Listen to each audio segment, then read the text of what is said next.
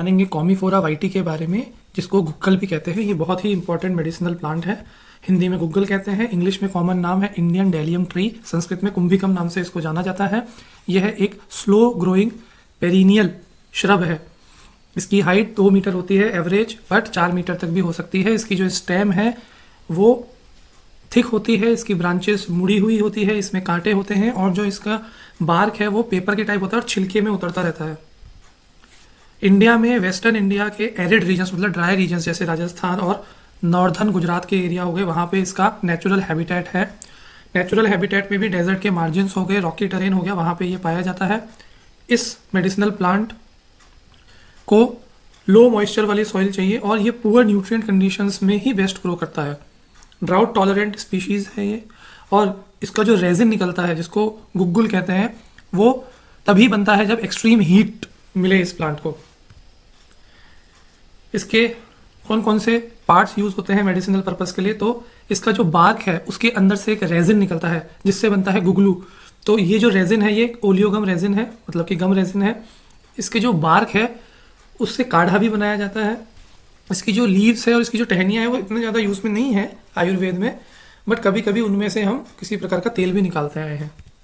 अच्छा, वो कौन से फाइटोकेमिकल्स हैं जो इसको ये गुण प्रदान करते हैं, मेडिसिनल प्रॉपर्टीज़ प्रदान करते हैं, तो इसमें अंदर स्टेरॉइड्स होते हैं जैसे कि गुग्गल स्टेरॉन्स। इसके अंदर गुग्गू लिपिड्स होते हैं जो लिपिड मेटाबॉलिज्म को कंट्रोल करते हैं। इसके अंदर टर्पिनॉइड्स होते हैं, इसके अंदर फ्लेवोनॉइड्स होते हैं। तो इसकी जो कोलेस्ट्रॉल लोअरिंग प्रॉपर्टी होती है वो इसको मिलती है इसके अंदर प्रेजेंट स्टेरॉइड से, जिनको हमने नाम दिया है गुग्गल स्टेरॉन्स। इंडिया में इसकी जो मार्केट डिमांड है बहुत ही हाई है, यहाँ तक कि demand is exceeding supply. Ayurvedic pharmaceutical industries में टैबलेट्स मतलब वटी और गम रेजिन जिसे गुगलू कहते हैं, ये बनाने में इसका बहुत उपयोग होता है। ओवर एक्सप्लॉयटेशन की वजह से ये एक थ्रेटेंड स्पीशीज बन गई है। इंटरनेशनल मार्केट में भी इसे एक डाइटरी सप्लीमेंट के रूप में लिया जाता है क्योंकि वेट मैनेजमेंट में बहुत काम आती है ये। साथ ही साथ इससे निकला हुआ जो रेजिन है वो इंसेंस और परफ्यूम इंडस्ट्री में भी काम आता है क्योंकि उसमें एक स्पेशल टाइप की फ्रेग्रेंस होती है। इसके कल्टीवेशन में करंटली तो कोई प्रकार का प्रोहिबिशन नहीं है सरकार की तरफ से। हाँ, सरकार इसके कंजर्वेशन पे बहुत ज़्यादा स्ट्रेस कर रही है क्योंकि ये क्रिटिकली एंडेंजर्ड है।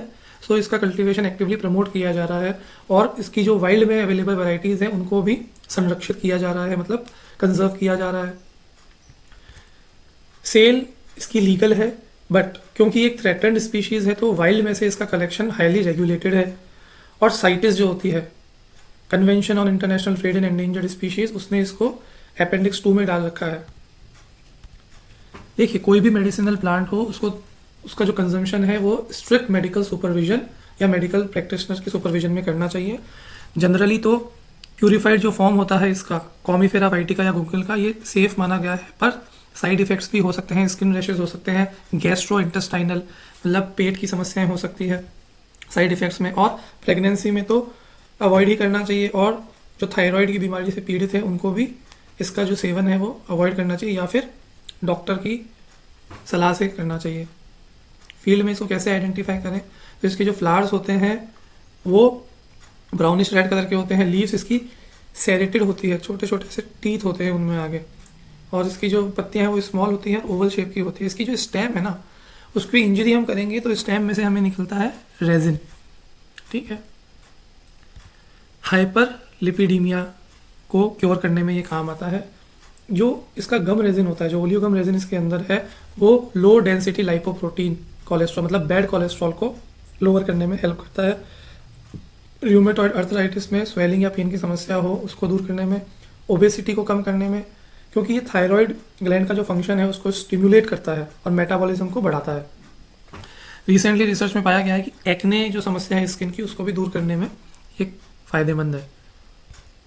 इसकी जो मेडिसिनल फॉर्मुलेशंस मार्केट में अवेलेबल है वो है योगराज गुगलू। गुगलू कुछ भी नहीं होता है, गुगलू इसका रेजिन है। त्रिफला गुगलू, कैशोर गुगलू और कंचनार गुगलू।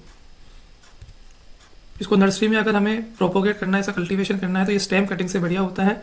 इसके लिए रूटिंग हार्मोन जैसे IBM यूज़ कर सकते हैं। इसको बेस्ट टाइम है सो करने का मानसून का, जून जुलाई का, बट हमें केयर ये देनी कि ओवर वाटरिंग इसकी नहीं करते क्योंकि इसको बहुत ही कम पानी चाहिए और इसकी जो रूट्स है वाटर लॉगिंग कंडीशन में ज़्यादा पानी दे दिया तो रूट सड़ जाएंगी। अच्छा, इसकी हार्वेस्टिंग कैसे करें, तो इसका मेन जो प्रोडक्ट है वो है इसका रेजिन। जो रेजिन कहाँ से मिलता है? बार्क से। तो जब जो इसका पेड़ है 5 से 8 साल की उम्र का हो जाए उसके बाद ही इसमें से रेजिन निकालना चाहिए। रेजिन निकालने का जो पद्धति है वो सस्टेनेबल होनी चाहिए, ओवर एक्सप्लॉइटेशन नहीं करना चाहिए, और बेस्ट हार्वेस्टिंग टाइम होता है नवंबर से फरवरी यानी विंटर मंथ्स। तो ये था कॉमीफेरा वाइटी के बारे में, गूगल के बारे में। Thank you.